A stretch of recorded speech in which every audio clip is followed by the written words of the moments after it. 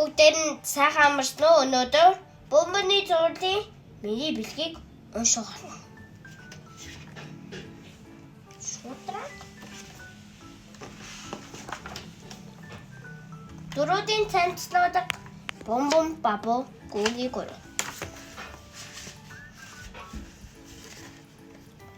Өнгөрсөн шөнө цас орж элсэн мандтгаш цаар биш цагаан болсон байлаа.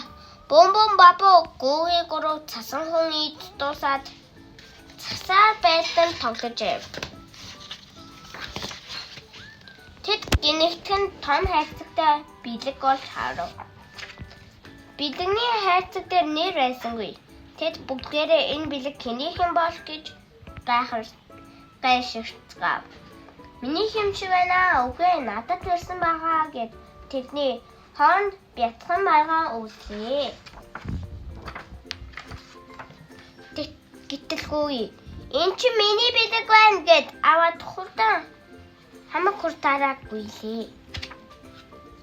Тооны араас бомбом миний юм биш шүү гэд бэлгийг нь үүгээр шууран зүгтав.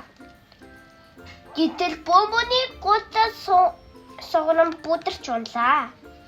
Энэ үед бабу бүгдийг ойлгоно. Үе! Наадах чи миний бэлэг байгаа гэд бомбоны бэлгийг нь булаангүй лээ.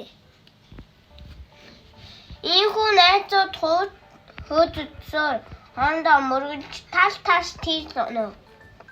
Паад! Хүчтэй мөргөлснөөс олж гүүгийн сүүл өвдөж байлаа. Хажууханд бомбон хүзээ барин бабу толгоогоо илэн суулаа.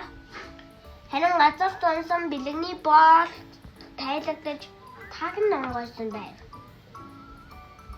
Тэд тагн онгойсон бэлгийг сонирхон харлаа. Хайрцаг дотрон 3 найзын нэрийн нийтсэн тоглоо маш олон бэлэг байлаа.